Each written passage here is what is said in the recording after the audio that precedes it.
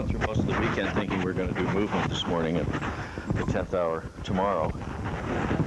And then I looked at the schedule just to make sure.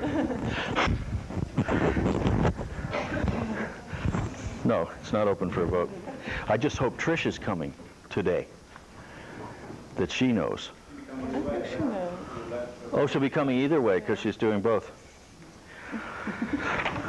You have before you an outline for the 10th hour. Thanks, Sarah, for this.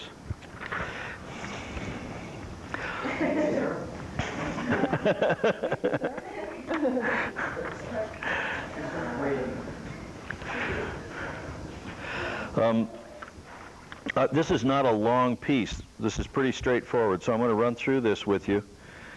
This will be the hints on how to do it will take us through the pre-session analysis, so you can use that as a guide for a general where to look. But I want to just talk to you a little bit about 10th hours in general. Particularly, you know, I've already talked to you about the closure of the relationship, so I'm not going to belabor that. We're all in closure at this point. So am I. So we just have, that's the context. And so basic four, you know, large goals here for the 10th session. 3 of them are about horizontality, and 1 of them is about verticality. Taken collectively, they essentially bring palintonicity to the foreground. That is the balancing of the tensions in the structure. And the simplest form of that is verticals and horizontals. If you get the verticals and horizontals in, you get the diagonals by secondary effect. So you don't really have to balance diagonal tensions, but you do have to recognize that they are there. So first line of business, establish horizontals at the joints to the extent it is available. That extent available is meant to be emphasized. Once again, integration is not so much perfection as congruence. Establish horizontals in the tissues to the extent it is available. This is mystery school stuff. Horizontals in the tissues seem to be a functional quality, but without an anatomic referent. And establish horizontals at the hinges, which are the junctions of the major segments. That's different than the joints, but has some similarity to the joints. So these are overlapping but distinct elements of horizontality. And you know, I made a list here of the segments so that you would see the foot being a segment. The ankle is a relationship of lower leg to foot. The knee, the relationship of the upper and the lower segments of the leg. The hip, junction of pelvis leg. The thoracolumbar junction, the famous thoracolumbar junction, which we have belabored here. Junction of thorax and lumbars. Order across the diaphragm is implied by that TLJ. So you know all that looking in lateral aspect for the diaphragm stacking. Thoracolumbar junction is one of those horizontals that implies how the diaphragm is balanced in the structure. Mid-dorsal, hello, it's spring. That mid-dorsal, which is essentially the root of the neck in the upper back. This is another place where you go for a horizontal as seen in profile.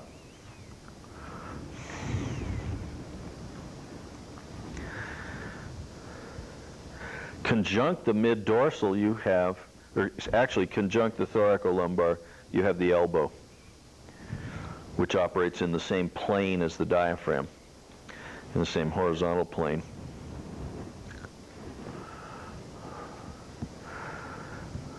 The shoulder yoke, that can be big. You're looking at the order across the clavicles. In side to side, you're looking front back at how the trapezius and the clavicle balance. Here once more, you know, your eyes, if you're ever looking at shoulder yoke, you got to look at the arms themselves. You know, are they pulling the yoke askew? The relationship of jaw to occiput is your final horizontal in that equation. And all those horizontals relate to the central vertical axis. So the whole time you're tinkering with horizontals, you've got to be thinking vertical or you don't get the effect. Because you can't have a horizontal without reference to a vertical. They imply one another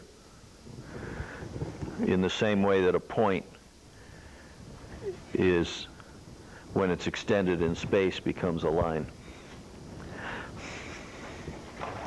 or a vector. So hints on how to do it. This is the process stuff. Start at the bottom and work your way up, usually. Although I would have to say that, you know, that contradicts what I said earlier, which was many of my sessions start on the neck. This is probably also true of a 10th hour. You might do a neck and a thoracic outlet to open the session, and then go to the bottom and work your way up. You might tinker with the shoulder yoke to get it in better order, and then work your way up with the horizontals. So the idea of start at the bottom and work your way up is predicated by preparation, and you may do a couple of preparatory moves somewhere else, but conceptually, a 10th hour is very typically bottom up. The other thing about 10 is you'll find we'll spend more time with analysis, but when you're getting ready to do a 10th hour, typically when you've had some experience in the business, when your client comes in for 10, you know pretty well what you got to do, because you've already worked on them 9 times. If you haven't got it by then, you're slipping. You'll remember these words. I know every time I'd have said, you know, if you do make the wrong choice in 8, your client will disintegrate, you know, and how many years that plagued me until I realized, you know, it's not true. It's more or less integration. It's not disintegration. So, if you don't know by 10 what you're supposed to do with your client, you're a total failure.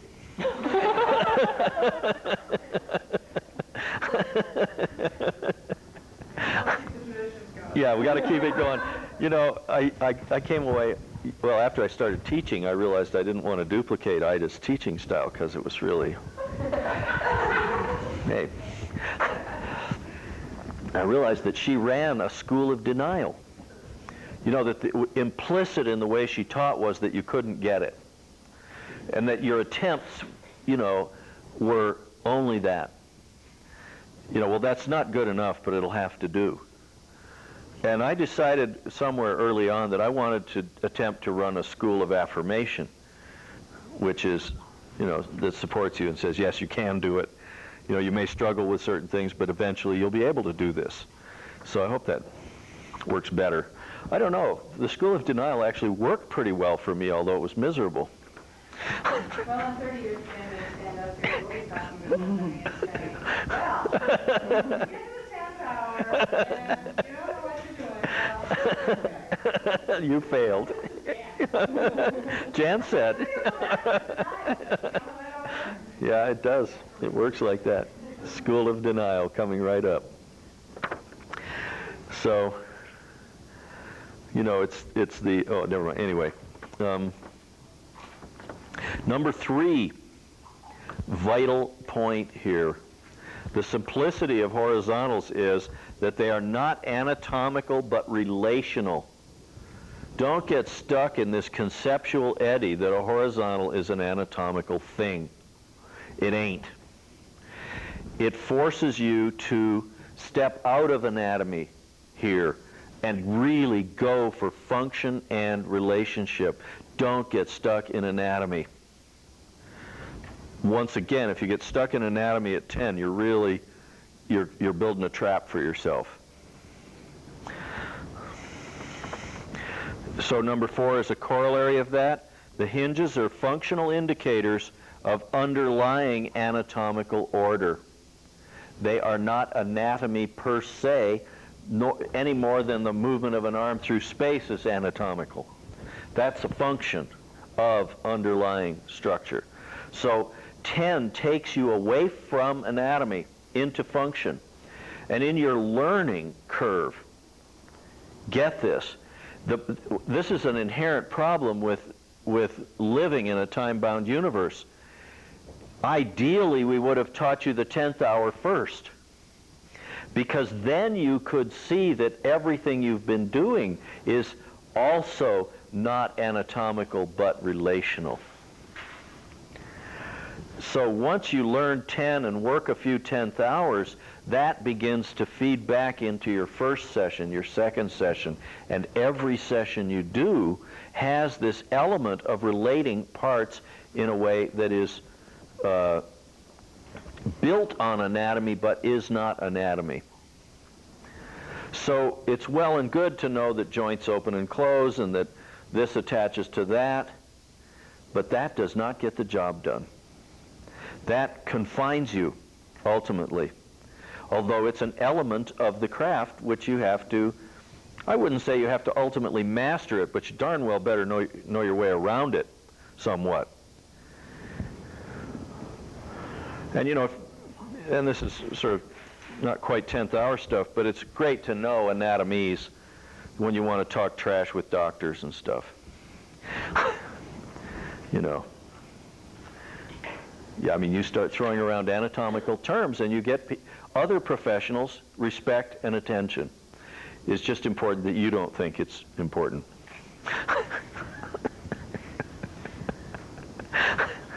Or that it is the whole story.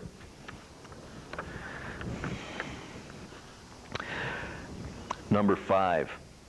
So 10, done well, results in the appearance of a bipolar structure, inside to outside, like a core and a sleeve, and up-down, like heaven and earth meeting, or if you prefer, like a structure that is organized in gravity. So there's this sense of bipolarity in the body, that it's not a lump going through space. It is a distinct pulsation that has phases. And there's an inner and an outer, and an up and a down that function together. So, you know, you're basically being forced toward art in terms of actually having an emerging aesthetic as an outcome of all this intervention. And it's not, the aesthetic isn't that the client feels good, it's that the client moves a particular way which should support feeling good, if the aesthetic is true to structure, which I think it is, personally. So number 6. This session can be framed by ankle, thoracolumbar junction, and the occiput. I have seen Rolf do 10th hours where all she did was ankles and occiput. She didn't even do the LDH.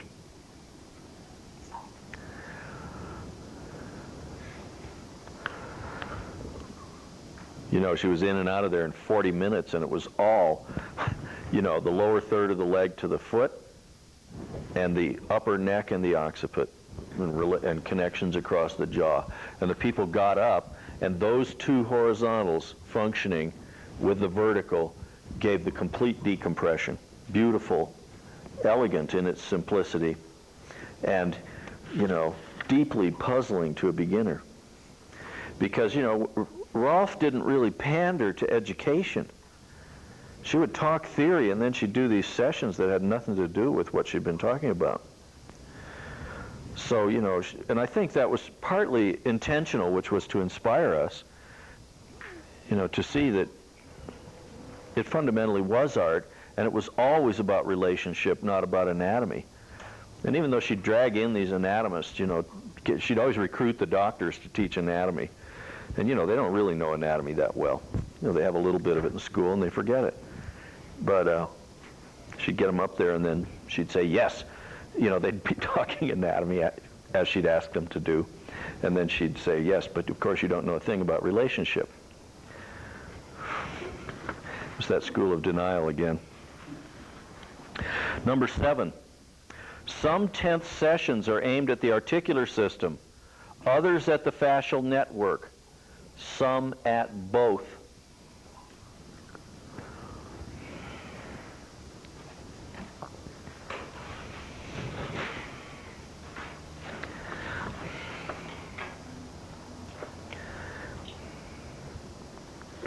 Number 8.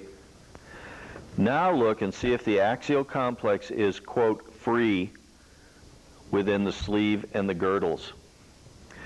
So there are many ways to look at this sort of 10th session goal that were subsidiary to this establishment of horizontals. And one of them was that we've been driving at this for basically since the beginning, was we keep looking at how the girdles impinge on the axial and how the sleeve impinges on the axial. So one of the things that should be showing up to the extent it's available in your client is that the spine begins to look like it's a free unit moving within the girdles and the sleeve. And it's a very particular kind of goal. I don't think anybody else in the body arts is aiming for this particular outcome. Maybe Emily Conrad is in the ballpark, you know, with that very subtle undulation stuff.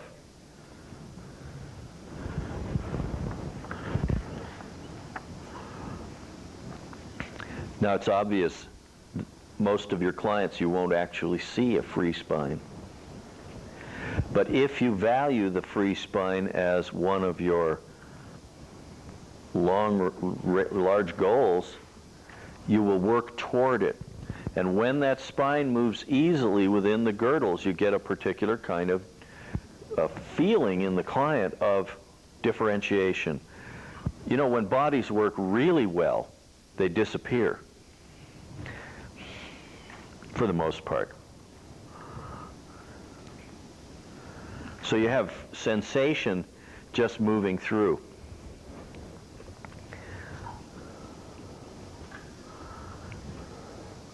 But you don't have it as all the time I feel my body. Point someone out in class who it comes close to approximating the free spine. I don't have a visual reference or anything like that for the free spine. I'm going to be working towards that. I think to know what I'm doing.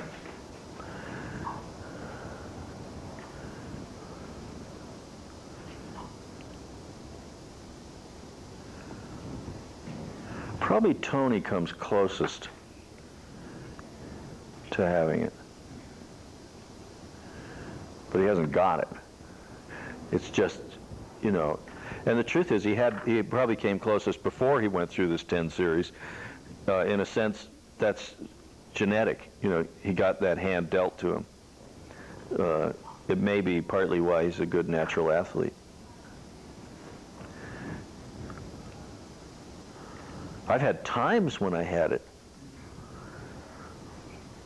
So it's almost like a station that you occasionally tune into, you know, Radio Free Spine. Oh man, there it is, you know, and then you spend half your life looking for it.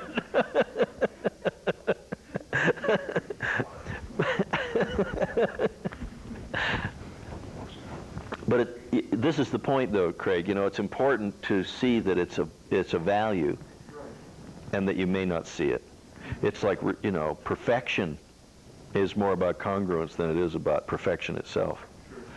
you know, that things fit. I mean, you've seen pieces of it, like when, you know, the arms letting go of the neck. You know, but it's like getting that all the way along. Nothing's dragging. Okay, I see.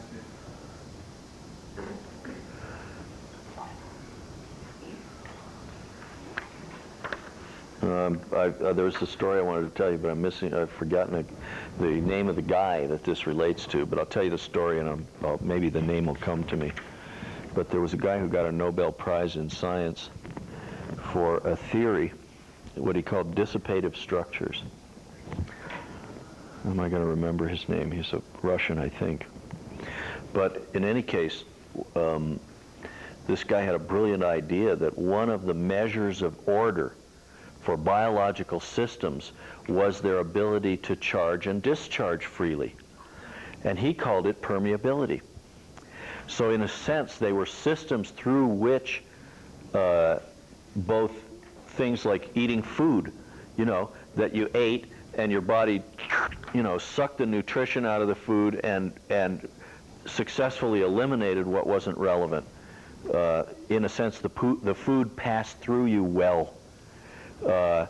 That respiration happened at a high level, so that when you breathed in and your blood uptakes the oxygen and discharges the CO2, that respiration happens successfully, charge, discharge, that cellular metabolism was efficient, you know, the exchange of nutrients and metabolic waste was effective.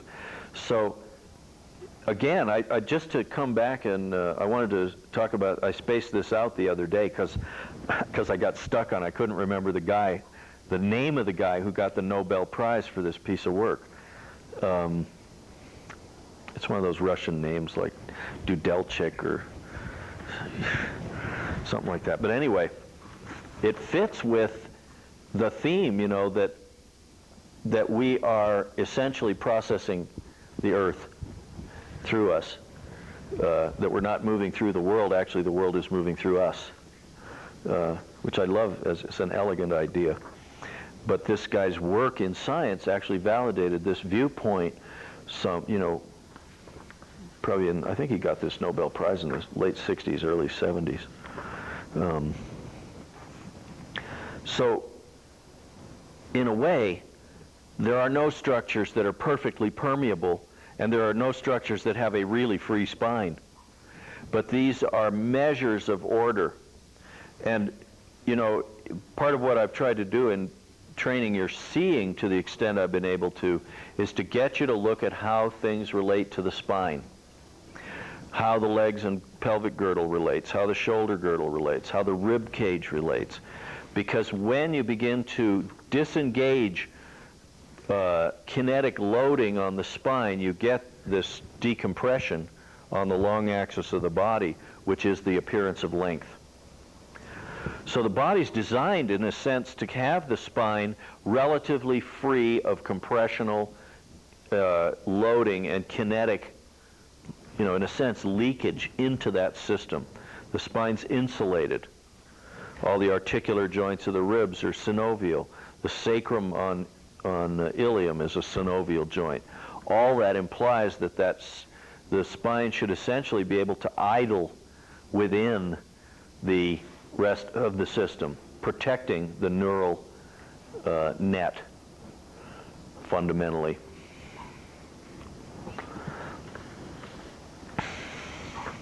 So, item 9. What is working in terms of horizontality? It's almost inevitable that when you start analyzing people's structures, you end up looking at what's not working.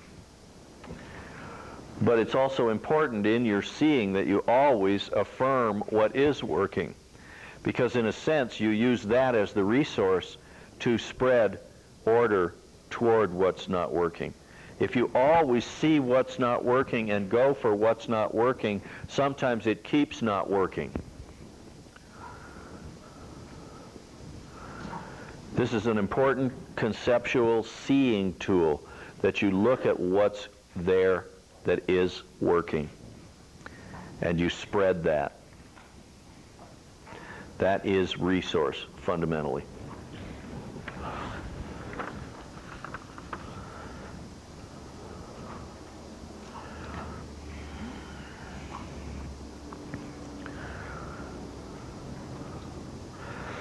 And again, here's a corollary of number 10.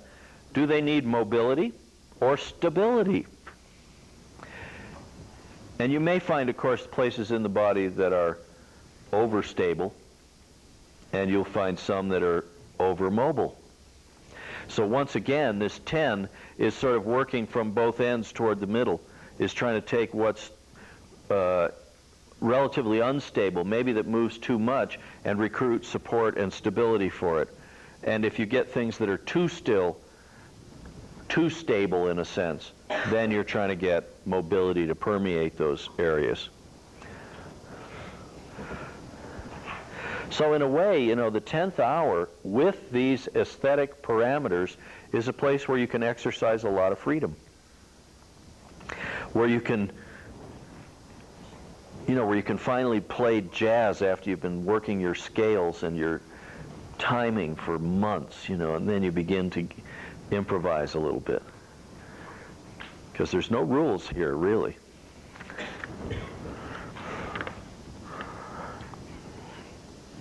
And number 11, what are the presenting limits to integration? Obey them. Transcend them. This is also, you see all the way through this 10th hour, you have these paradoxes that you're working with. Because obeying limitation really means respecting the person who's under your hands, what they can and can't do. Remember, I said early on in this class, there are always two sets of limits, yours and theirs. Yours can be steadily evolving. You know, you're always hopefully pushing your own frontiers of your knowledge, of your skill, of your whatever it is. I think it's almost a species characteristic that we try to do this. Of course, it gets us in lots of trouble too, because you never know what's good enough when you're driven to always be better.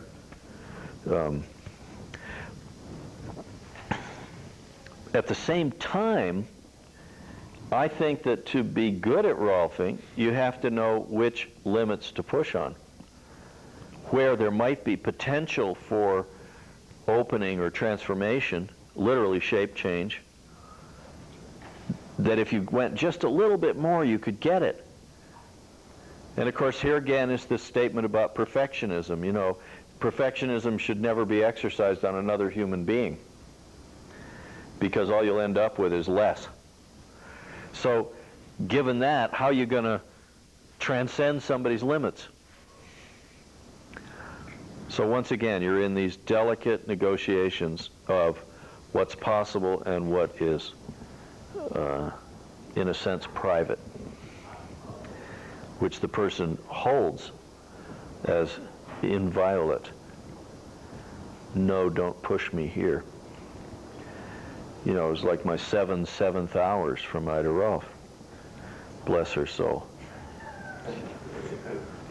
Later, I came to think, gee, that was a little inappropriate. But, you know, I'm here. More than survived. You know, I learned a lot about heads, for one thing.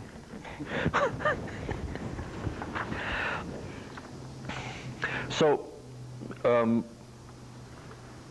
in a way, I want to talk to you something about, I mean, this is part of closure. Something about the way that my pedagogical method is forced into certain channels in working with a group like this. When I practice Rolfing at home, my technique has a very wide range, from the direct kind of forceful stuff that you've seen me do here, that some of you have felt when I've come along and said, oh, let me try and get this open, to stuff that's completely off body, where I don't actually touch people I sit by the table and I pray. And I don't do this on everybody, because some people will think you're a total kook if you do that, or worse. You know, how are you going to charge for sitting by the table and not touching me? But there are some very profound effects that happen through not touching, but holding a certain context in which things can happen. And there's plenty of evidence that this is valid. Among other things, when Jean-Pierre Barral, when I took the first classes from Barral, he said that he did all his visceral manipulation off-body first, and that he was doing, like, injecting radioactive isotopes into his clients and actually tracking with serial x-rays that he could move the kidney without touching the body. So he was both a scientist and a metaphysician, in the sense that he was doing it off-body, and he had to prove that something happened. And this was great validation for me, because I'd done a fair amount of just making passes to clear energy obstruction or to clear concentrations where the personality and maybe the accumulated shock had created a literal contraction in the field that would not allow people to discharge no matter how much I pushed on their tissue. The work of the nurse practitioner, what's her name, Dolores Krieger? What's it called? Therapeutic touch. Much of that is simply just putting the hands on the wounded area without any high intention other than simply touching and being present. And, they've done scientific studies. People heal a lot faster with this, what I would call dumb love touching. Dumb in the sense that it's not demanding anything. So in my practice, my range at this point goes from off-body to the kind of muscled up, elbow in the fascia lata stuff that you've seen. But part of the pedagogical problem here is that many of you have turned up in the class with existing structural problems that haven't been worked out by whatever other interventions you've sought. And in a way, it sort of falls on us to try to get as much progress with that level while we've got you here as we can. And a lot of that involves direct, forceful manipulation. And I was thinking about this over the weekend, like how to say this, that it conveys to you, the student, that, it's kind of been in the field of the classroom. Oh, here Jan's going to come and work on me. Oh no, because I'm going to feel those iron fingers. But I want to say to you that iron fingers isn't all I've got. But in a sense, what's happened here is that I have had to do certain kinds of deep and direct work on many of you that hasn't been done before. And so you get the feeling that's the way I work. But that's one point of the work. That's one aspect. And, because it's a beginning class, there isn't a lot of room to do the subtle stuff, partly because it's harder to see. You won't understand it in the sense that I haven't set up any theoretical context for it, because I'm supposed to come in here and teach you Rolfing. What I do mean to say is that almost 30 years down the road, probably only a third of what I do looks like what I've showed you in this classroom. But this is a beginning Rolfing class, and this is what you're supposed to learn. If you get this stuff under your belt, there's plenty of context in which to over time to organize the other approaches. Craniosacral work radically changed my Rolfing touch. Because in order to feel the pulsation in the amplitude that's happening in the cranial level, if you put direct pressure on the body, you won't even feel it. Because your input is stronger than the output of the system. In a sense, you just override the rhythm, or your perception of the rhythm. Because there's so much motor activity on your side of the equation while you're pushing that you literally, the signal output is so strong that you don't read what's coming back toward you. But when you get into the craft at a higher level, you will learn that you have got to read the signal coming back in order to be congruent with the system you're working on. So even while you're pushing hard, there has to be a part of you that's floating with the other person's body. You know, it's the equivalent of like two boats sitting at the dock. One of them's a steamship and the other one's a rowboat. Both of them are moving with the water. The steamship doesn't seem to be moving much, but you know, if you're on it, you can feel the motion of the water on deck. And if you're in the rowboat, of course, you're moving around like this. So your craniosacral touch or your subtle touch would be the rowboat touch, where every pulsation is registered as response. And the Rolfing touch that you've been learning, some of that is the steamship, you know, which has got a lot of gravity behind it, but is still feeling that pulsation and that responsing in the tissue. So I really want to enjoin you to study range of touch and response from client in relation to how hard you push, because it's all across the spectrum. Ultimately, you'll be working. Because of the sort of public image of Rolfing, you know, we get a lot of negative stuff because of how hard we push on people. Oh yeah, Rolfing, you know. Oh, you know, somebody comes up to you at a party and says, "What do you do for a living?" You know, and I say, "Well, I'm a geologist," you know, which usually stops them cold, you know, because nobody's interested in geology. You say you're a Rolfer, and the first thing that'll come back is a comment about pain, over and over. And so if you say you're a Rolfer, you have to be prepared. You have to have that little, you know, that little capsule definition ready to go. Don't you have to practice going with I use the comparison of wasabi and jalapenos, the sensation and pain. Obviously, you were in a restaurant. After a margarita or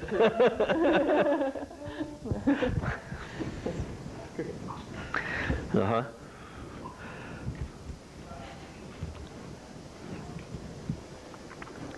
But the reputation that Rolfing has as a system that's painful will precede you. You know, in a sense, studying Rolfing means you inherit this karma. And you will be dealing with it all your professional life. And I have to say that I was one of the perpetuators of that.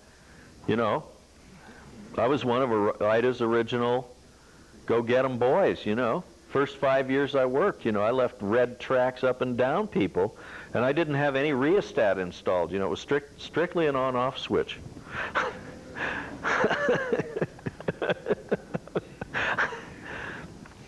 Well, that isn't quite true. I mean, if I worked on babies or children, you know, I lightened up, you know, because you'll never see them again if you touch them. If you touch them too forcefully the first time, they're not coming back. Little old ladies, you know, elderly men, people who might have osteoporosis, you know, you lean hard on them, boy, you're asking for it. You never want to hear a rib break under your fingers. I have. Working on a little old lady from Texas. I was so naive. This woman was in her 60s. She was fairly psychotic. I mean, she just chattered about this and that all the time, you know, running on, fairly disassociated. And, you know, I thought that the hard touch, you know, the forceful touch would sort of bring her around and orient her.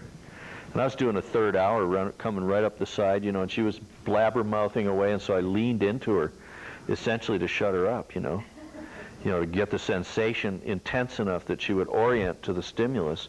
And I'm pushing down, and I hear this little tick, high-pitched, you know, and I just got a cold sweat. I almost passed out. And I knew that I had cracked a rib. You know, it was like, you just cracked a rib, Jan. And I said to her, I said, "What did that feel like?" And she said, "What?" And I realized she hadn't perceived it at all. So, you know, I finished the session at about, you know, 1/3 pressure, you know, like just, my pits were just soaked like this, you know. Got her out of there, you know, I went, oh man, what's going to happen to me? You know I broke this lady's rib. Well, so she came back 2 days later, and she was taped up. And I said, what's that about? And she said, boy, I have been so sore in here. And so I had my husband just, make this like a plaster splint with adhesive tape. And she never did figure out that I'd cracked her rib.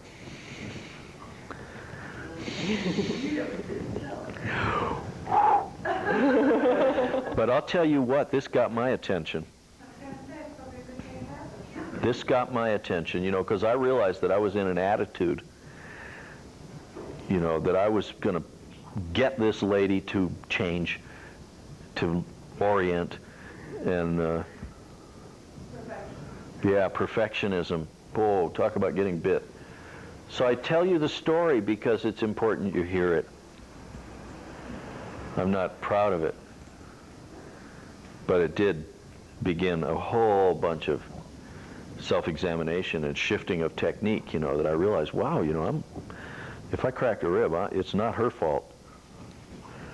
That's mine, and you think, God, what if it had, gone, and gone compound, maybe punctured a pleura, or I'm sure it didn't compound, I'm sure it was broken right in the, it didn't separate, it just cracked. But she was osteoporotic, and I was being an idiot. So later, at one point, I saw this woman again many times after that. I asked her, are you on any kind of medicines? Of course, I didn't ask those questions at the initial interview. Turned out she was on 11 different medicines from 3 different doctors. And the doctors didn't know each other. Oh, man, everything. Sleeping pills and stay awake pills and thyroid and high blood pressure medicine and on and on. So I had her make a list of all the meds and take it to her 3 different MDs. And of course then she came back and she said, well, they were really surprised. And she was off 5 out of the 11 in a month, because the doctors started looking at what was overlapping. This is not uncommon. In fact, you would say this is about ordinary. So it's important in your intake interview to ask the questions. Are you on, Go ahead. You cited some statistics about the number of people that die due to the Interaction. interaction with them, and it's something like 4 million people a year dying from too much medication, as opposed to 20,000 people from AIDS, 40,000 people from car wrecks. There's nothing said about this. Yep. And that's just like the ones who die. What about the older folks who have dementia because of medication, and they think they just have dementia, they're senile. Yeah. And all the other physical problems that are caused by it, not Yeah. just dying. Yeah, and it's only going to get worse as the population ages. Well, right. So what's important for us as essentially lay practitioners, outside of the mainstream, is that you ask the questions. What kind of medicines are you on? I would like a list of what medicines you're on. And have yourself a PDR. If you don't know, take a look and read the contraindication stuff, because that's where you'll see sometimes what you think is a weird personality in somebody is actually a response to meds that they're on. And, with the climate that we're going into of the HMO, it's only going to get worse because nobody's minding the store. The doctor is no longer truly connected to the patient. They're connected only through the payer to the patient. So this is what we're up against. This is what's going on. And although it's not directly germane to the 10th hour, I thought, it's time to have a little say about this touch business. Some of the medicines people are on will create edema, will create hypersensitivity to touch, and radical bruising. Like steroids, especially cortisone, people on all kinds of things, including prednisone and stuff. It actually changes your connective tissue. I was reading something with Louis Schultz, and he said his client came in, he knew he was on prednisone, but he didn't think about what that meant. And he did just a first hour on, and the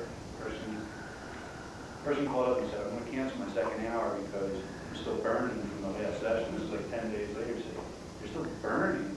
And then you thought about, oh, this guy's passion was just like assaulting to the extent that he was just like ripping it apart, just superficial.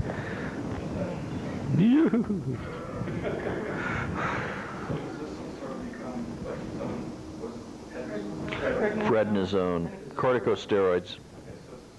Contraindication to all, so I'm down this drug to say. Any kind of steroids. And it was an interview with Lewis Schultz and Rosemary. Rosemary, and she said she would wait like at least a year after she was given steroids. Well, I don't actually agree. But I would say that how you touch them is different. There's plenty you can do in, pacing that will not, injure someone who's on steroids. But you have to be in your hands.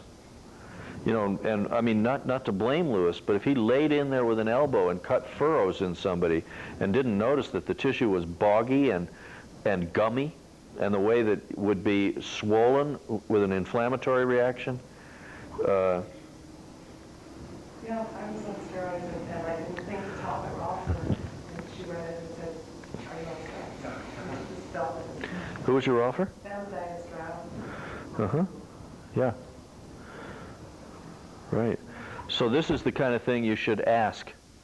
Because if you ask the question and they don't tell you the truth, you find out later, you can always say, hey, I asked you to tell me what meds you were on. Do you have a form, Jan, or you just do it off the top of your head? I do it off the top of my head. Me and forms. Well, I realized that was coming out of my mouth, that there's nothing to do. Do you take notes after sessions? Yeah, I do write after sessions. I'll, the way I do it is if somebody's coming for Rolfing, I usually don't make notes, but I will write down what their complaints are in the first session.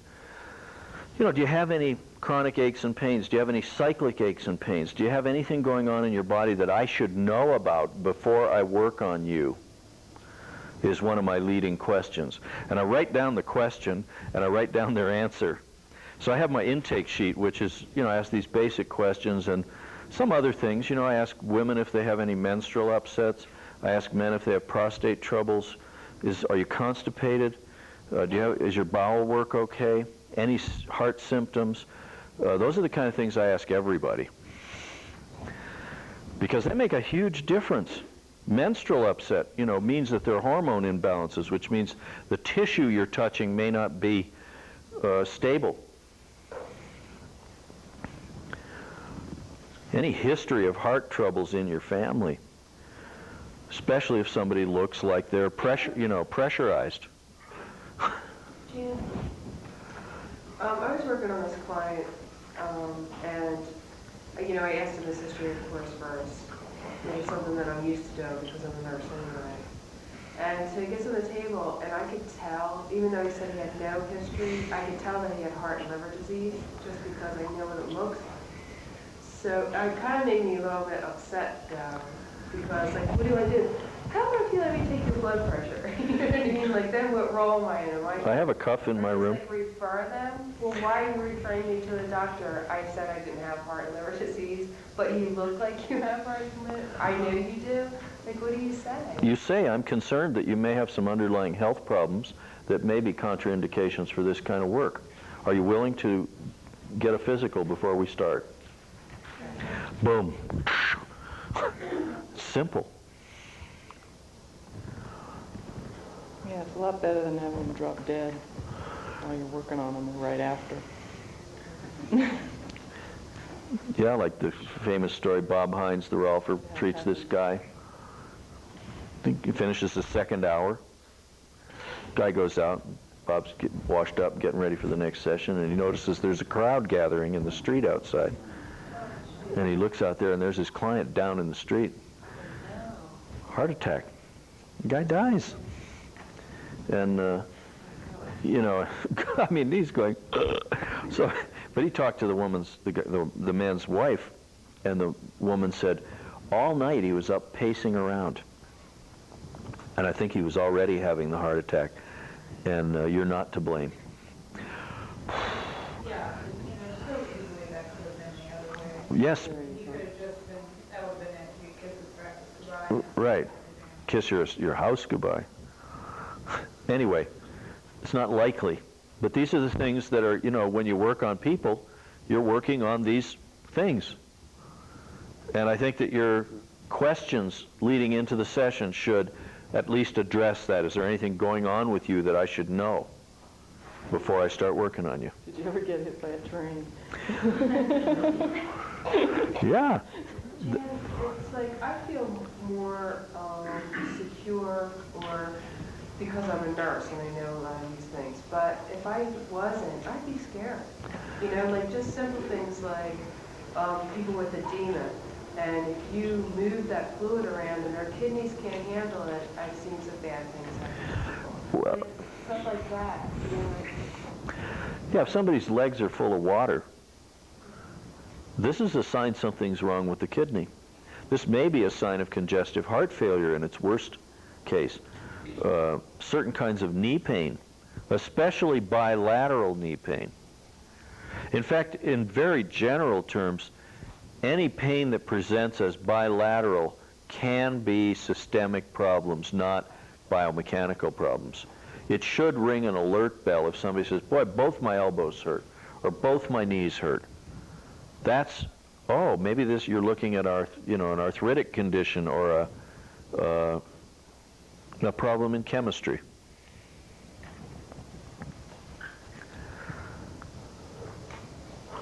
Just this weekend, I had a client, guy I've treated on and off for years. He'd called me before I came up here and said, hey, I've got some trouble with my shoulder. Would you be willing to look? And I said, sure. So I gave him an appointment for one of the weekend days I was going to be home. He came in. Then he's sitting there and he tells me, this is a guy in his 60s.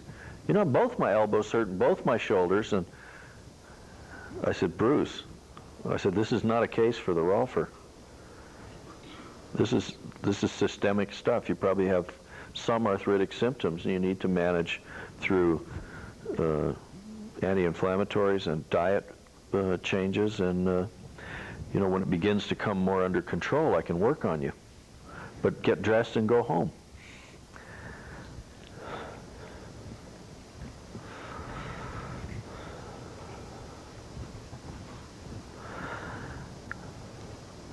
Okay, that's enough for today. Be ready to go at 10:30. Trish will be here. Oh, right under the drip.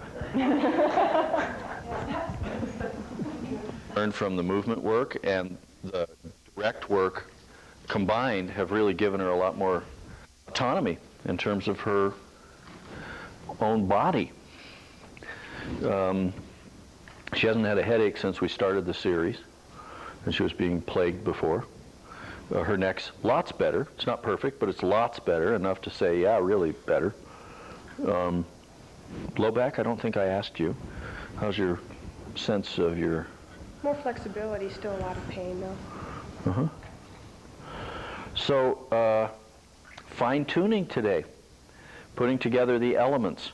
And you remember that we missed a session in here, so maybe I've got a little more, I got to step a little more lively here. But I still want to really show how the synthesis looks as really distinct from the other stuff we've been doing. So I will keep on that track. Okay, toss your robe aside and watch my tea there. Take a walk down toward the blackboard and let's see. Well, the first thing that's clear to me is how much more motion she has in her hips. She's really moving through. I still see a lot of shoulder girdle impingement on the spine. More from the top down. I really think her support and all that coming up through her legs is working so much better. The blanket, yes. And the adjustments through her neck and head are more spontaneous, easier. So I see that a lot of my 10th session will be to put together shoulder girdle thorax with the support available from below. But I'm still going to work bottom up because I want to give her now, hopefully, a sense of really her own feeling about her support, so that when she looks for what to do with her upper body, she does it in relation to her legs, not just trying to fix the neck at the neck, but always building up order from below.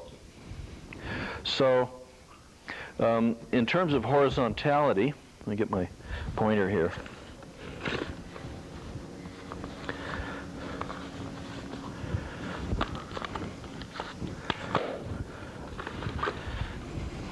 One thing I'll be looking for, if you look at these lines in here, you see that there are diagonal vectors like this. And then when you get to the ankle, it switches and it goes diagonal this way.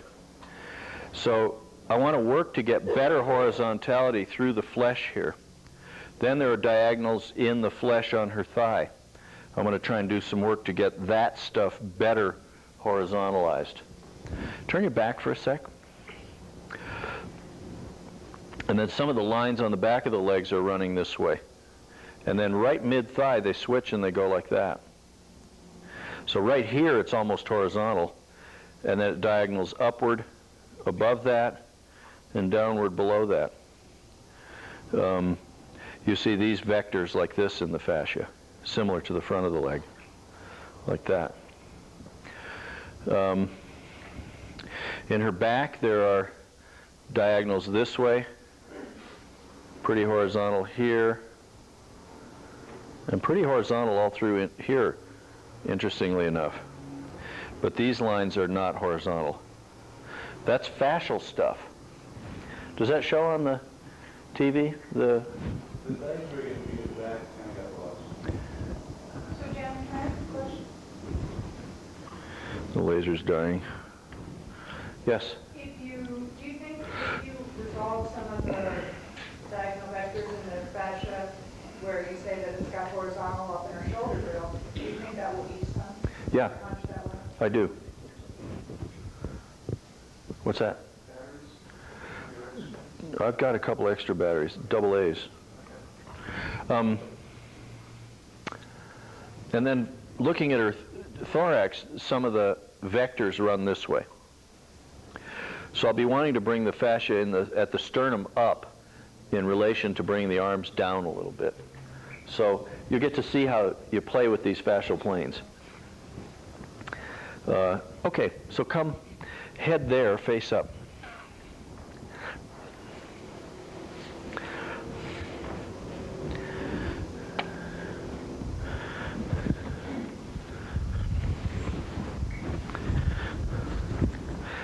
You probably want to get the camera maybe here.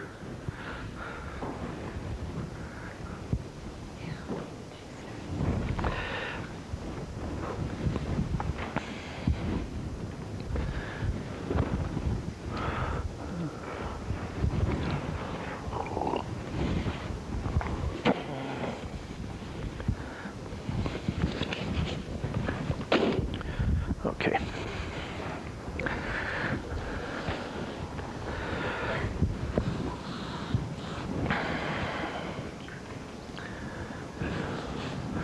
Okay, so horizontality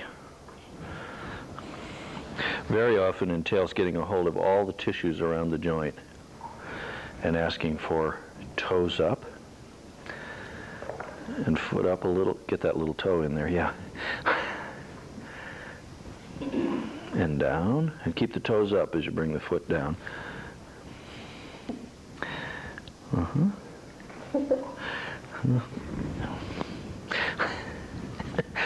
And up, down, up, down. One of those city inspectors out in the parking lot, probably going to tag us for too many cars or something. Toes up again, and down,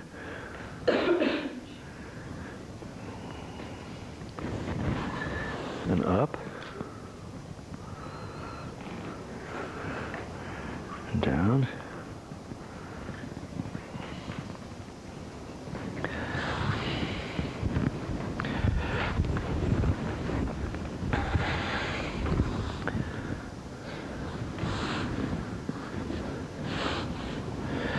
toes up, foot up.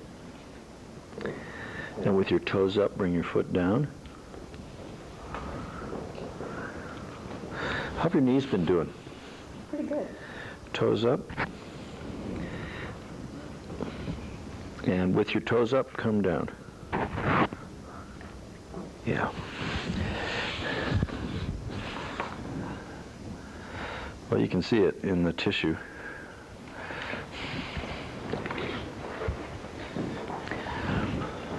Look at these lines.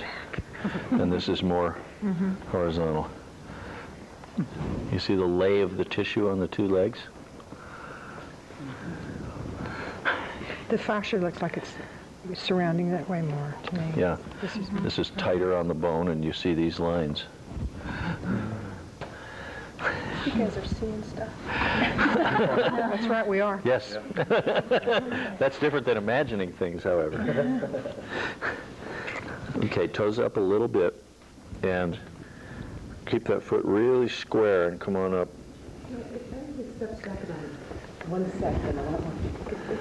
And with your toes up, bring your foot down. Jan, face your foot where you want it. You betcha, exactly. Put the tissue where you want it. That's Yep. Okay. And down. Like this and then move.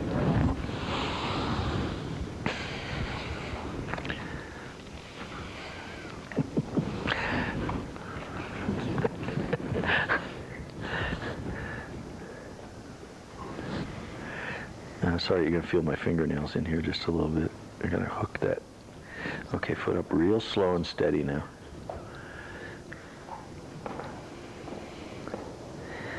Yeah. And down. See what I'm doing, Trish, is in a sense all the muscles underneath there are wrapped in connective tissue. You know, it's like layers of wrapping. And I'm just straightening out the wrapping as if your socks had gotten turned around on your legs, because the muscle activity makes the fascia take a certain pattern. So now I've been on the muscles here for weeks. Now I'm going back and straightening the surface out so the whole thing can kind of stay more continuous. So the shapes of what I see in the surface tissues is that there's this pull like this. And this one I'm sort of straightening out the stocking so you get more horizontal organization there. That lets the flexors and the extensors work differently. It's subtle stuff. This is the way Ida Rolf said to do it. I'm just going to just say hello to the sole of the foot here. Straighten that sock out. Get the seams. I was going to say, see it twisted there too. Yeah, well, you bet.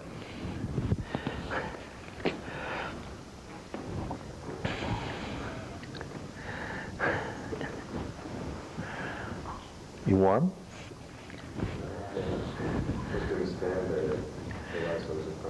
Oh. How much pressure are you using, like into the plantar fascia and stuff like that? Quite a bit less than usual. I'm really looking for relationship rather than anatomy. Okay. It's a little hard to describe, actually. Toes up. And with your toes up, bring your foot down.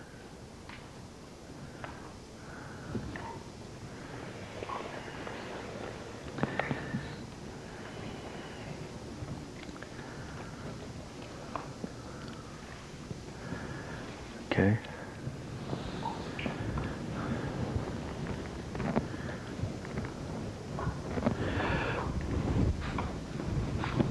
What are you feeling for there, Jim? Just feeling. Feeling up under here?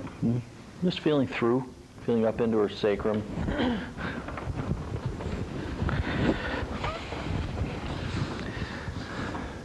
Okay, side two.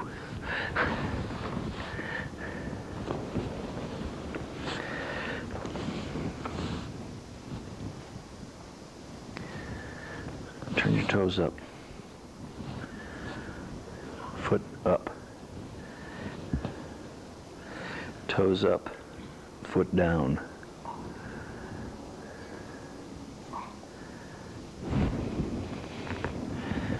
Toes up, foot up. And toes up, foot down. The skylight leaked the last time it snowed, too.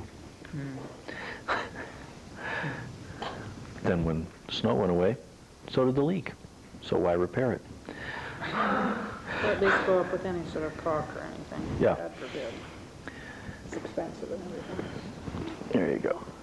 And up again. This is great. And down.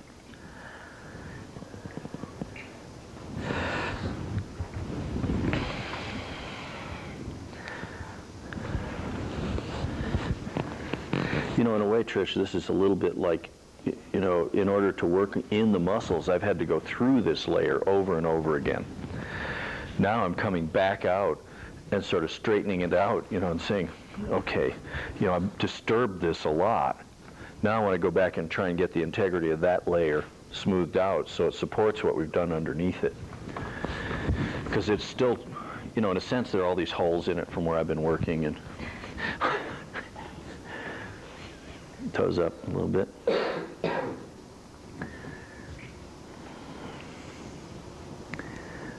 It's not the underside, it's the underhand that's working, not the fingers so much here.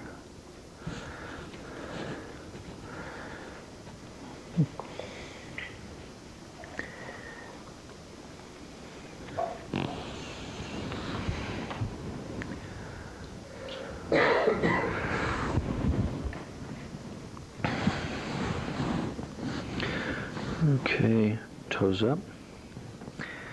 Yeah, you got the idea.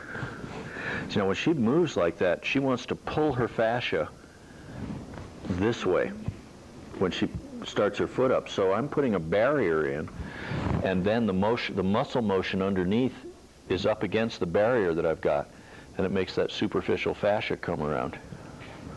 And you can feel as you come up how we sort of meet there, come up slow and steady. See, there's the pull right there. I can feel it under my fingers. Yeah, that's it. And stay toes up and come down again. Very good. Okay.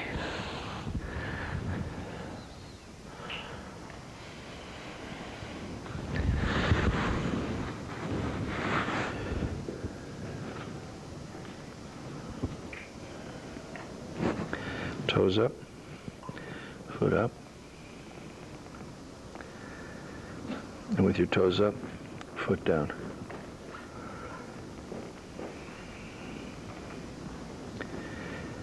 Toes up, foot up.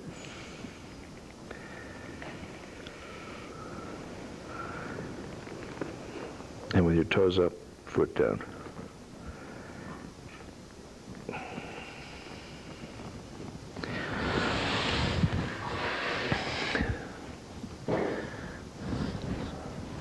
Now, even though this is fairly subtle, I'm working.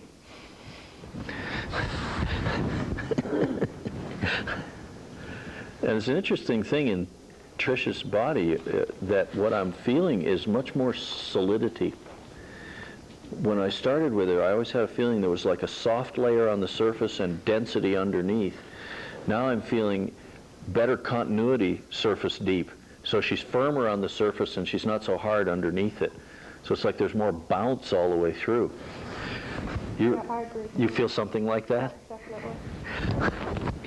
So it's like her tone has normalized. The surface is more reflecting what's underneath it, which is congruence. Toes up a little. Now I'm using my chest to keep her foot in the horizontal plane and come down. She wants to drop her lateral arch a little more than I want.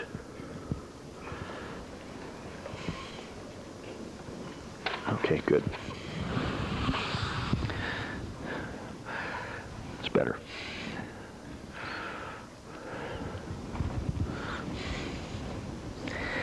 Toes up, foot up. Stay there. And with your toes up, foot down. Keep the big toe leading down. No, the ball, sorry. The ball of the big toe. Yeah. Okay. Yes. Stand for a minute, just to see if we can see it.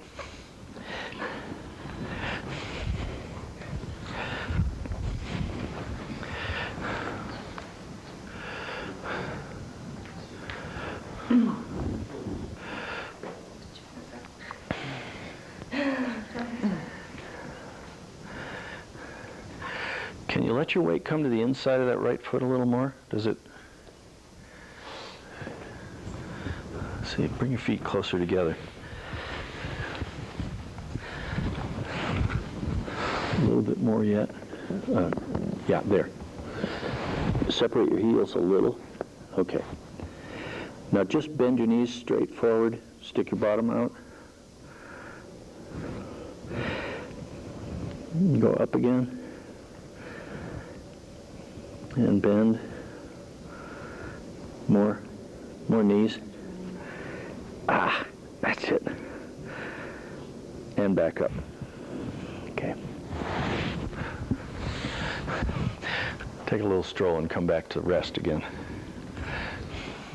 Ah, it shows in motion. See, her legs are tracking straighter underneath her. What's that feel? Can you feel a difference, lower leg? Yeah. Interestingly to me, it shows better in motion than when she's standing still. But ultimately, motion's what it's all about. Okay, let's do the thighs.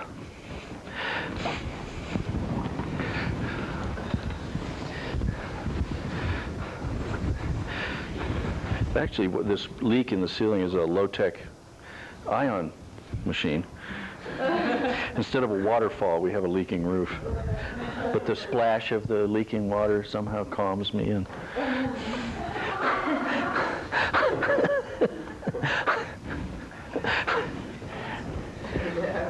Yeah. And it stinks.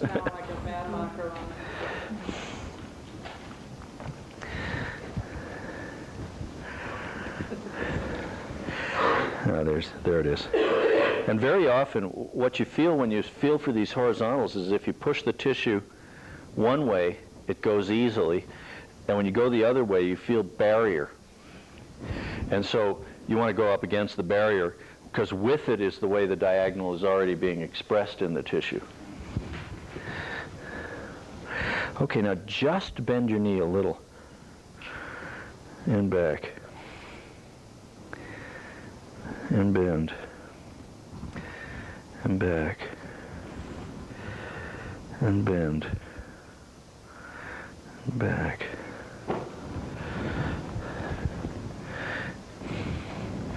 And bend. And back. Again. Back.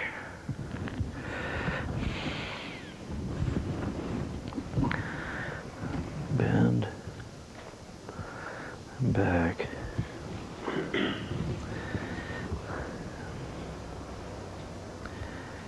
And back.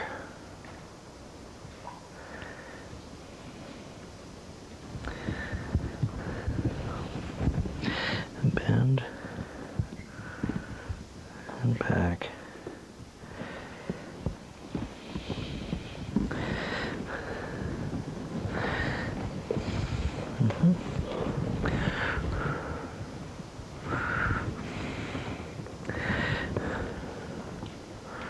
Bend, back, bend, back.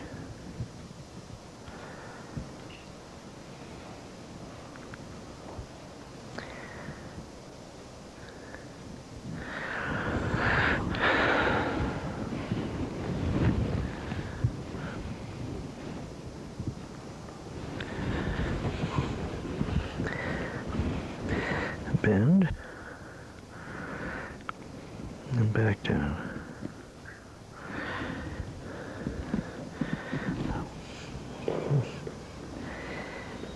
Back down. How's that in terms of sensation? It's not too bad. Doesn't hurt much, kind of stretchy feeling? Yeah, stretchy. Yeah. Okay. Back. She felt with the barrier you feel the relationship between your two hands. And if you go one way, it'll go easy, and if you go the other way, you'll feel it stops. So typically the way it goes easy is the way the diagonal's already there. Like I said in the outline, your hands have to tell it to you as much as your eye. And then are you just staying in the, Yeah, her movement underneath my hands, I can feel the fascia pull.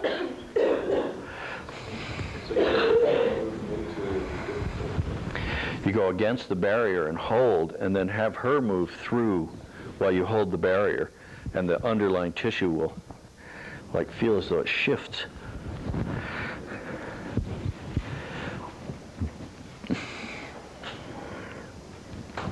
It's like if, let's say you come across somebody who's made the bed and left the sheets wrinkled and thrown the cover on straight, you know, and you kind of got to go in there and reach underneath and pull the sheet straight. And then you got somebody else adjusting the mattress while you're doing that. That's the person moving, and you're holding the sheet, which is the intermediate layers of fascia, underneath the surface cover. So it's a multi-layered approach. See, and it's real clear. When I go this way, it goes easily. When I go this way, I feel the tissue kind of stop. So that's what I want to use to shift. And I have to feel between my two hands to get it to work. Bend a little. Now this is straight Rolf. And back.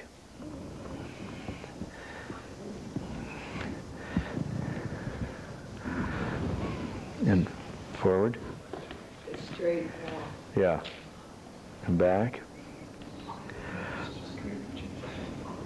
Straight, no change. Yeah, this is just how I learned it. And interestingly enough, Tricia's one of the indicators that this horizontality is coming in is that you get a kind of a silky feel to the tissue. It doesn't last. It's just like an artifact of doing this set of moves, but you get this very glossy sense, and I can feel it in Tricia's skin. It's like, oh yeah, there's that feeling. You feel her tomorrow, now her skin will feel real regular, but while I do this, there's this, I don't know, it's almost like you put a little talcum powder on your hands and felt, and it glides more. And then that goes away. Don't have any idea what it is, but Ida said it would be there. I felt it when she did it on me. Okay, bend.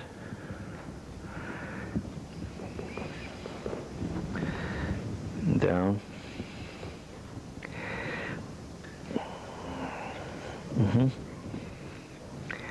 Down.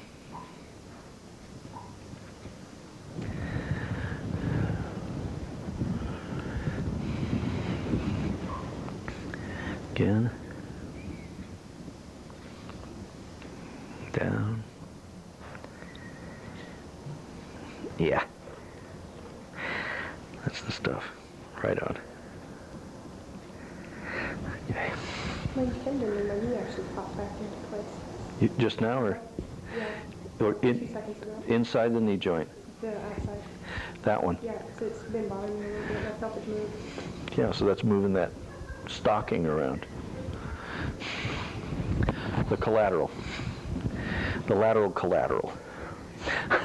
Don't have much collateral. A lot of credibility. Knee forward a little. And back. One more time. Back. It's not a very good camera angle. Come more to the post. Make it a better.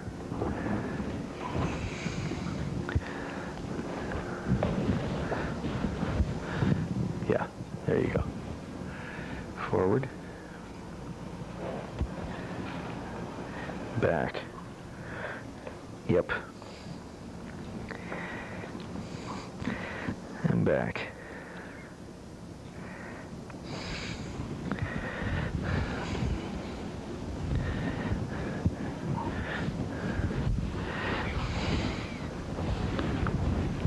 Whoops.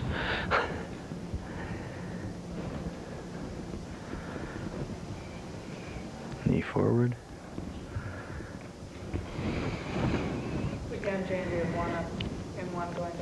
Yep.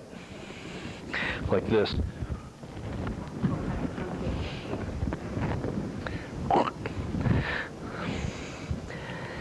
Remember this? And down. You're saying it's changed a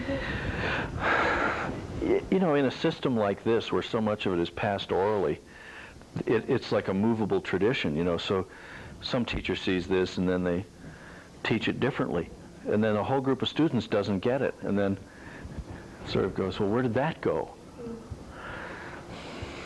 Okay, once more, let's move again, just so people can get a look.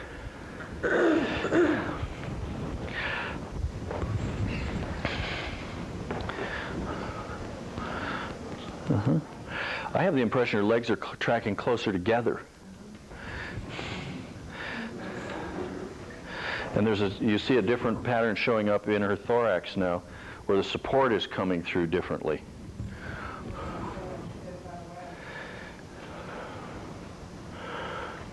Okay, we're moving right along.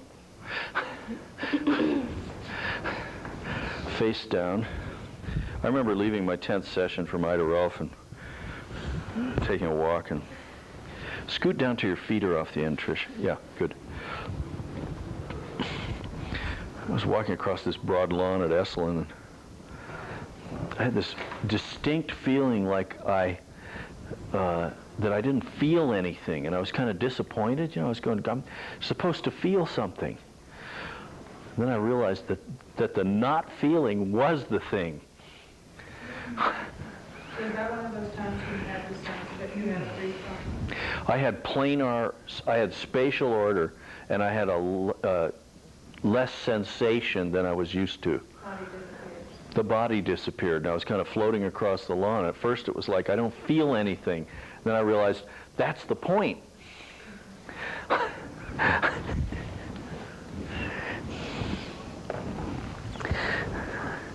Now you might be tempted to think that the way the hair goes is the way the horizontals go, but it's not always true. Okay, now this is foot up and down again, Trish. Yeah, and down. Foot up and foot down.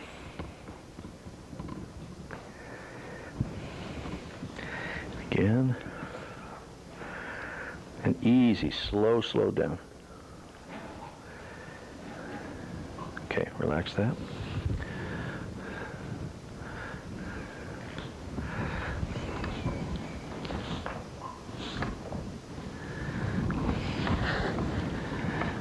Foot up again. Down. Up. Down.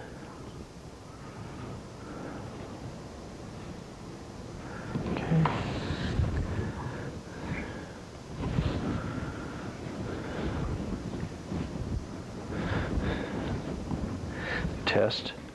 Test. Goes easier this way. I work this way.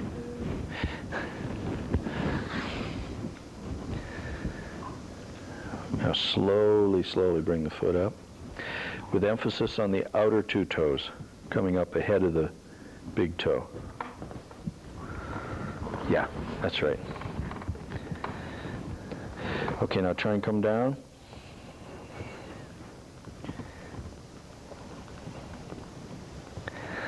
Okay.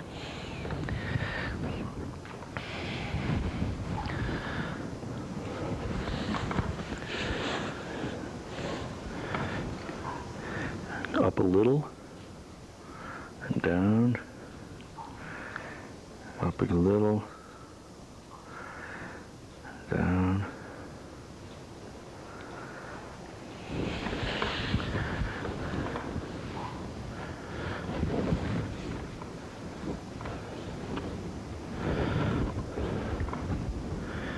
up, down,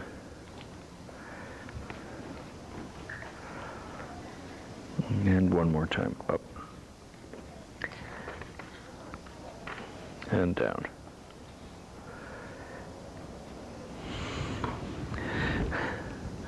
Feel crampy? No, I was just seeing something. Muscle or the, what I think might be fascia. Feeling that strain or? Oh, no, I was thinking I've seen this. Oh, you're looking in the mirror. Yeah. I mean the the monitor. Yes. Okay. So if you look from here, you can see that actually the muscle tissue lays straighter on the back of her leg as a result of that. Although there are still some diagonals showing here, there are much more in this one. So this one's, the whole tissue's laying flatter there. So this is, you know, how would you ever quantify this? You know, could you, probably the only way would be some kind of reading, some instruments that would read the electromagnetic continuity in the surface tissue. I don't know that myography would show it. Valerie Hunt can do this. Valerie would be a good person to do it.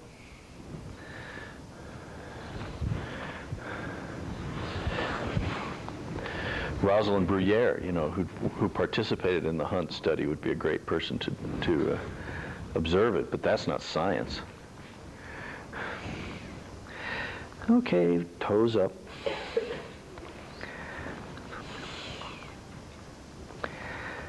And with your toes up, foot down.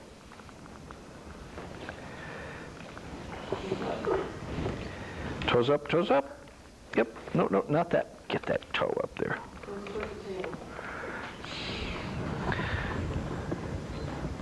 Toes up.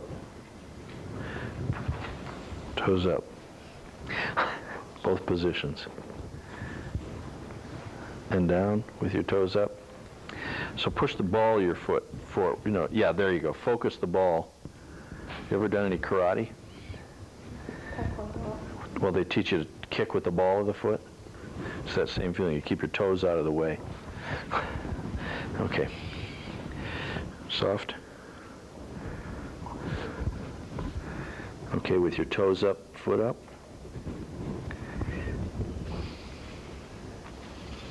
And with your toes up, foot down.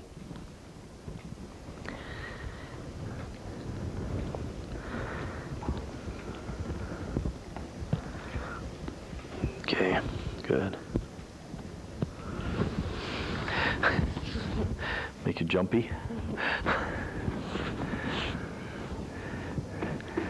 Okay, toes up, foot up. And with toes up, foot down.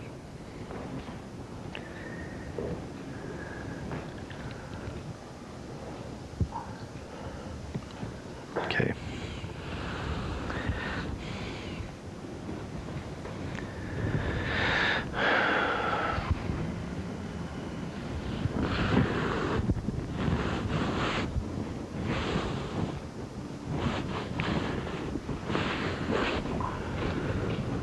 Toes up. Yeah. And with your toes up, foot down. And just keep that and bring your foot up again. Yeah. And down. Okay, good. Lower hand's on the gastroc head here, and the upper hand's on that medial part. The gastroc is a barrier? Or were you moving that lower hand? I was moving them both. I was moving the lower hand down and the upper hand up. So I was working across the joint on the diagonal there. Okay.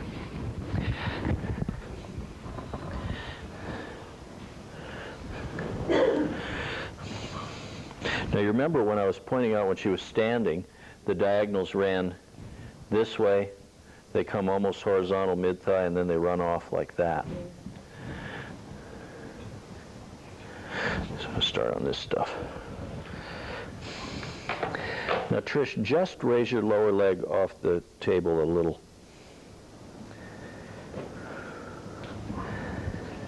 And down. And up. and down.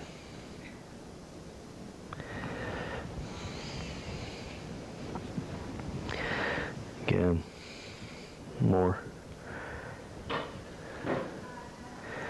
and down.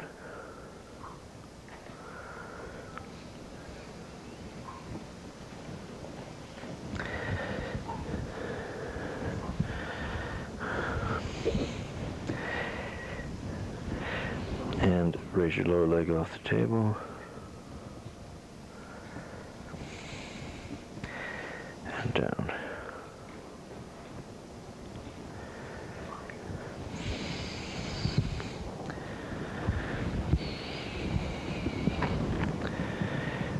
Again.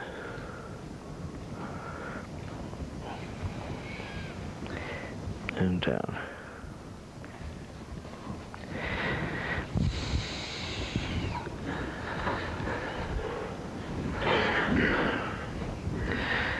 Scoot toward me just a little. Okay. Did they take that table away? Is it still here? I was just curious. You saw it this morning? Still here, still in the same position. No repair, no service, no callback even. Yeah,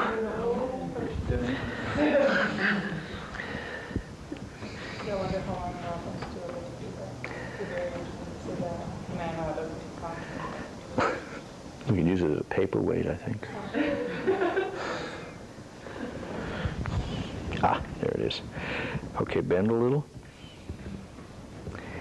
And down. And up. And down.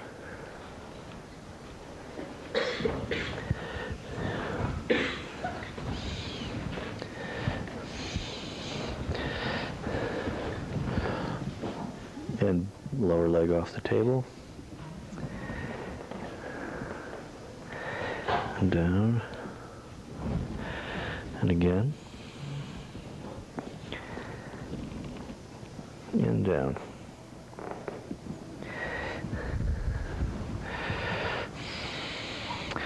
Okay, I'm not going to ever get up again. I'm going to head right into her lumbars.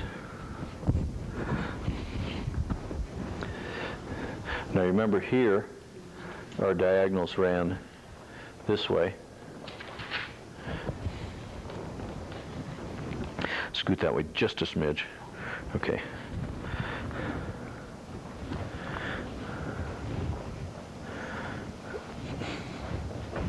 Cameraman's a little slow there.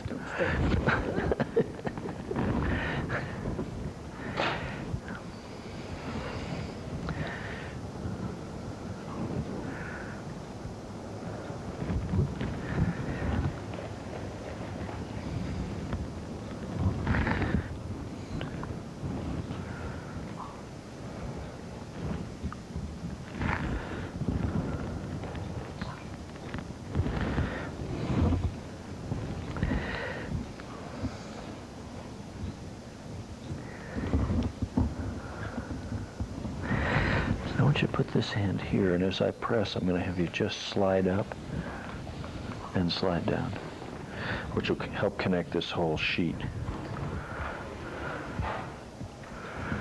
Okay, just reach up a little. Yes. Felt that in my armpit. Yeah. And back down. See, that's latissimus. Ping. Yeah. It popped in my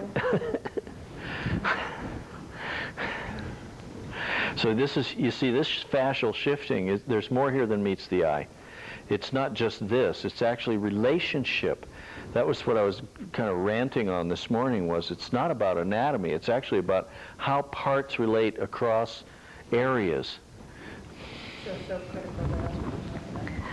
Yeah. Okay, now walk up there again, nice and slow.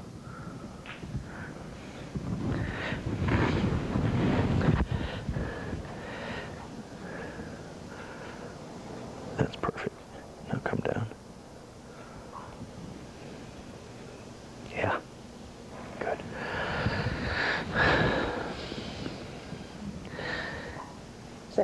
getting there? I'm on my way. I'll be there soon.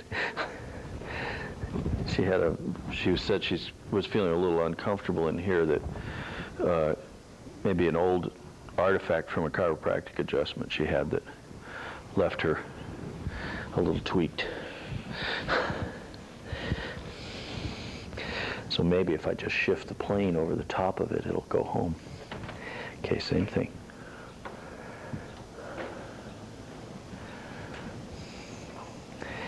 And down.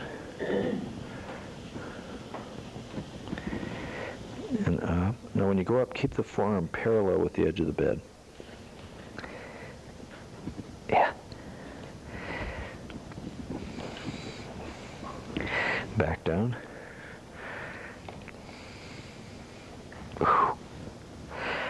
Okay.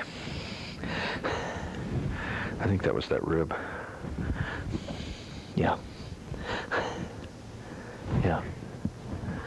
Went into place. Didn't pop, but it's flattened out. I'll make sure before we're done. I'll come back and check that.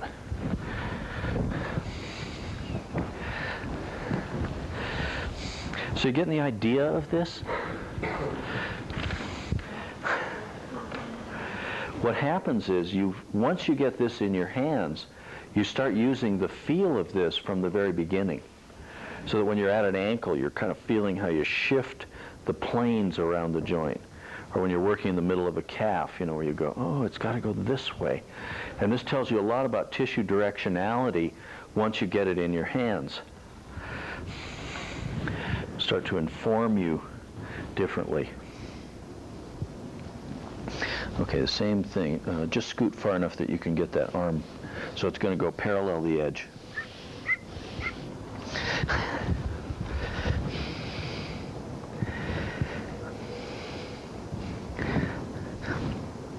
Okay, move. Go up first. There it is. And back down. Now it's beautiful the way, okay, stop. As she moves, I can feel the different fibers of the latissimus firing. So it's like a ripple effect across the surface of between my hands. It's like a dance under there. It's really neat. I wonder if you're turned on by these sort of things. Okay, go. Easy, slow, slow. There it is. Yeah. And down.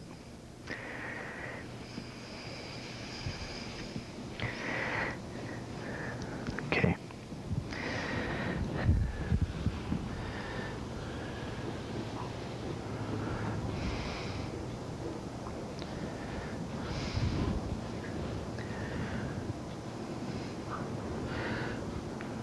Up again. In this case, you're moving with the direction of the diagonal as we saw it? Well, the diagonal was here. Oh, right. And I'm still doing this.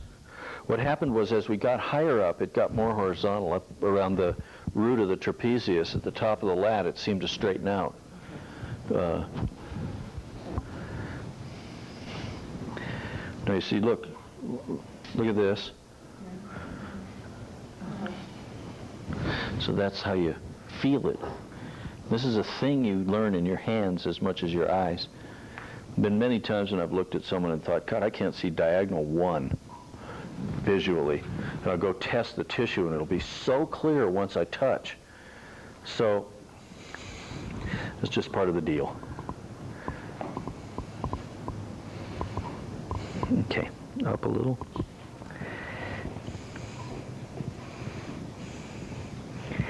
Down. What causes the muscle and the tissue to feel almost balled up and gristly? Well, usually that when it gets gristly, it means that that part of the muscle is not as active as it should be, so it loses oxygenation. It doesn't pump the fluids through the tissue that carry nutrition and take out waste products. So they become sort of metabolically stagnant, and then they thicken up and get tough. And if you can open them, get the circulation going, in a few weeks, suddenly that balled up area is resilient again. Okay, turn onto your back.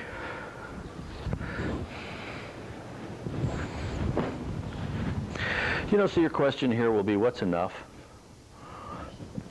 I would have to answer it by saying less is better.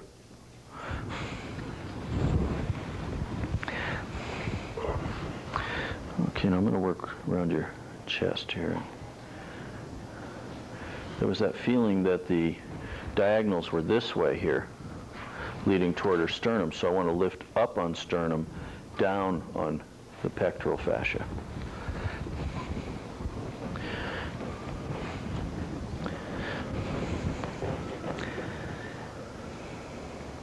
And the object here is not to push her sternum into her lungs, but only to push hard enough to get a grip on it. How's that feel, Trish? No problem. Doesn't hurt.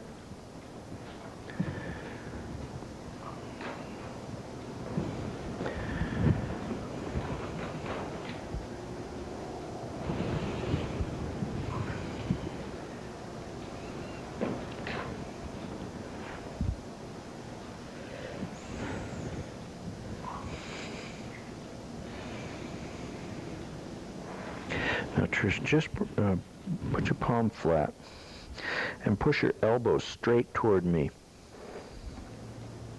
sideways. Yeah, that makes it work. There we go.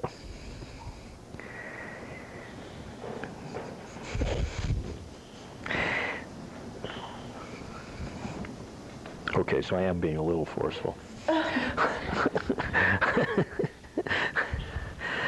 But I wanted that whole sheet to go into motion, and it was sort of sticky. Yeah.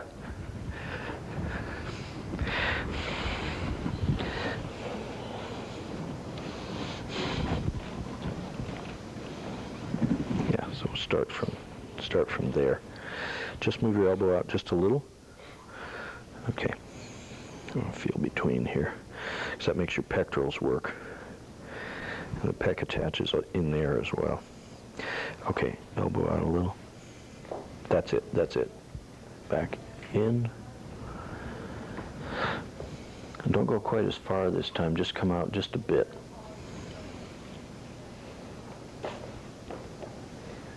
There. In.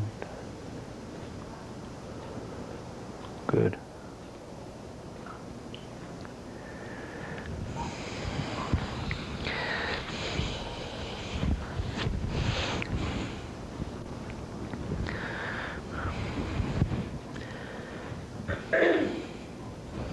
Jen, what were you calling for her to do? Just Elbow out, elbow in. Elbow out just a little.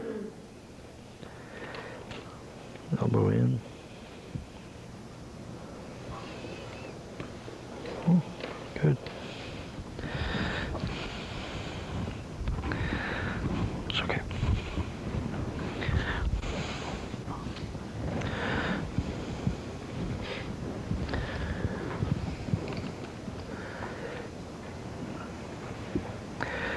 Back in. One more time, just a little. Not the whole arm, just the elbow. There. And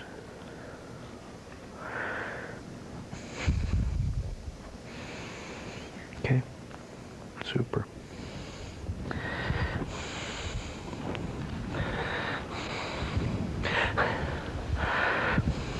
Okay, now I'm going to work on your face just a little.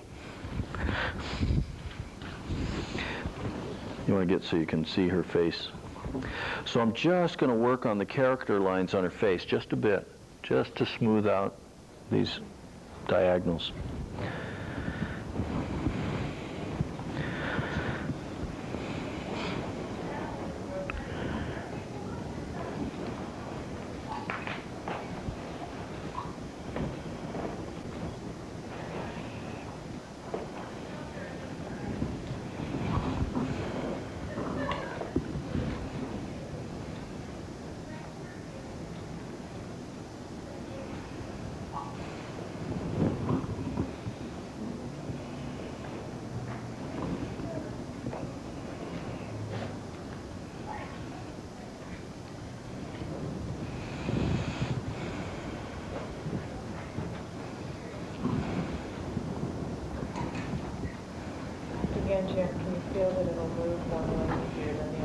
Mm-hmm.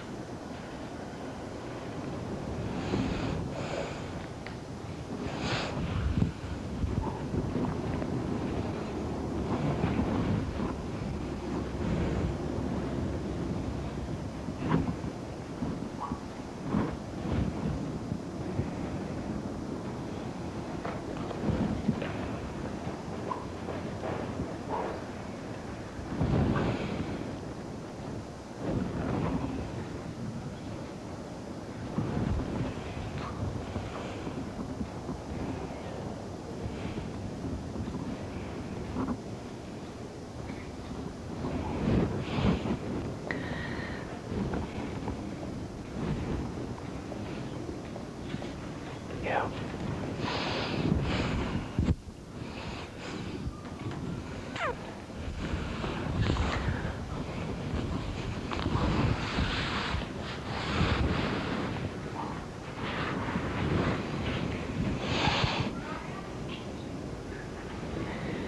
Soothing.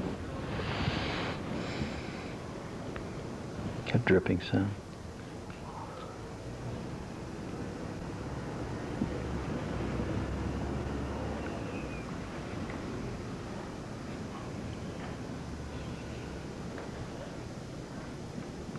Now just bring your chin first ceilingward and then down. So kind of yes nodding, but big. And a little bit back up again. Mm-hmm. And down. Mm-hmm. Okay.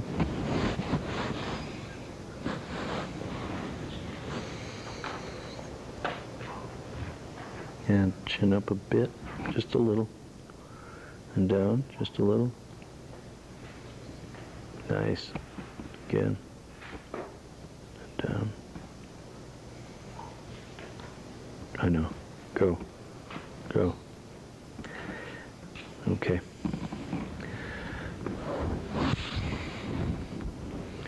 Getting that horizontal right in here.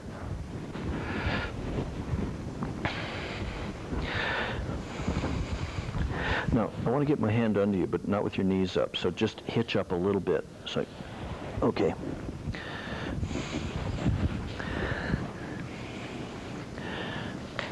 Is your bladder okay for me to push there?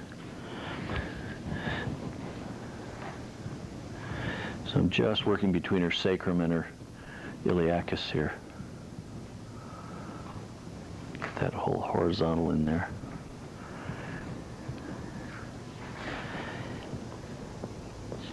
Good. Yeah. Okay. That ought to get it. So take your time getting up and take a little stroll. Let's see.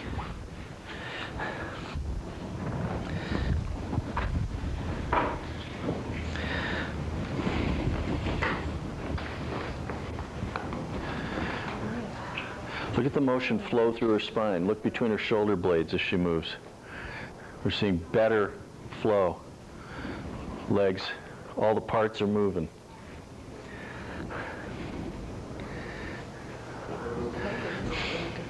Her pelvis looks Yeah. different. So you see, she synthesized function as a result of just doing that tissue stuff. That was really non-anatomical. What's your first hit as you move? What's your sensation like? My feet feel much more inward, and I always used to feel like I was kind of doing it. Uh-huh. So it's more like under you. Yeah. Yeah. So it'll be really fun to do the movement session tomorrow to fine-tune perception and anchor some ways that she can find her way to this place. Remember contralateral? Could you walk again? Yeah, there's contralateral. patterning.